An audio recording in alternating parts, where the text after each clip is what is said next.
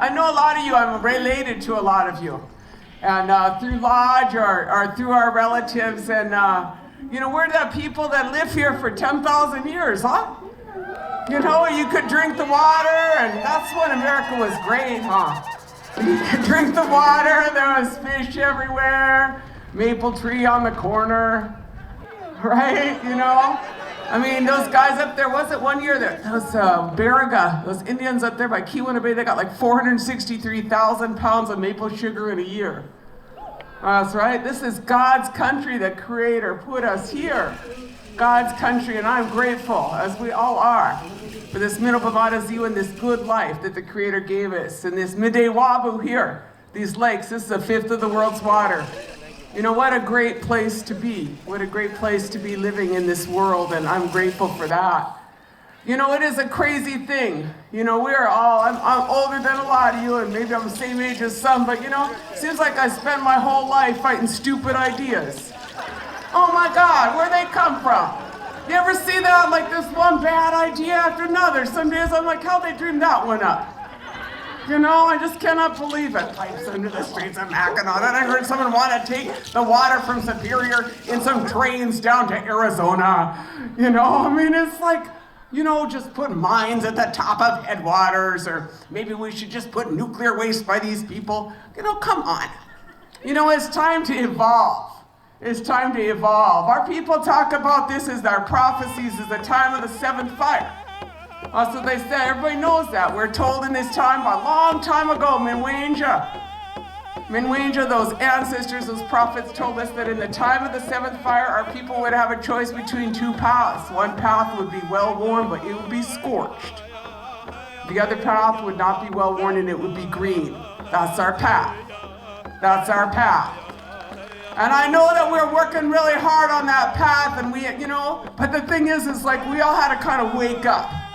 I don't know how to put this, but I think Arundhati Roy, she's a writer from India, and she talks about pandemic as portal. What she says is that in the history of the world, pandemics have forced societies to change. This one is no different. It brings us to our knees. Then she asks the question, she says, it is a portal between one world and the next. She says, what do you want to bring through the portal? You want to bring your hatred, your avarice, your data banks, your dirty skies, your dirty rivers, or you want to walk through clean? We want to walk through clean. We want to walk through with good minds, with good hearts, with good prayers. We want to walk through and make that transformation. And you know what, my sisters and brothers, that transformation is underway. That's why we are here. Enbridge has a playbook from the last century, and it wasn't a good playbook.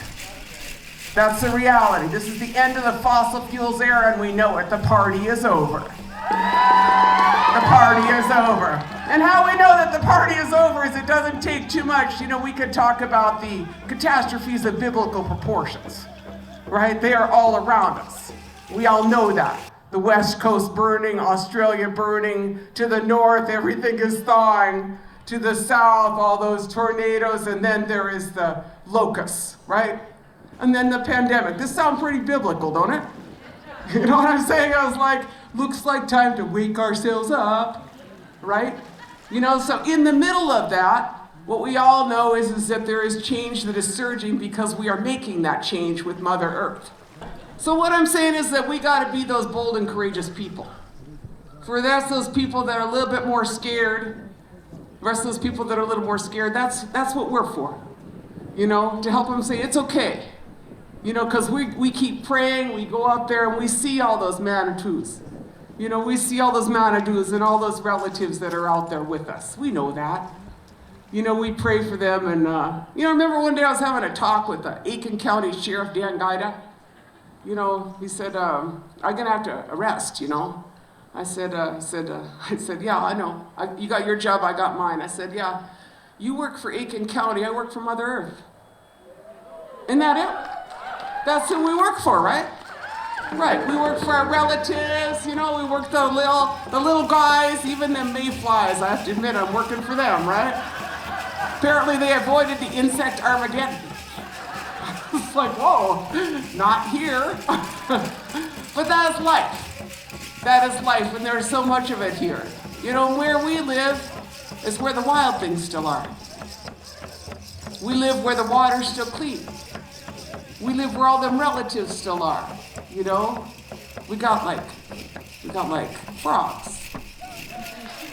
I mean, a lot of people don't have frogs no more, right?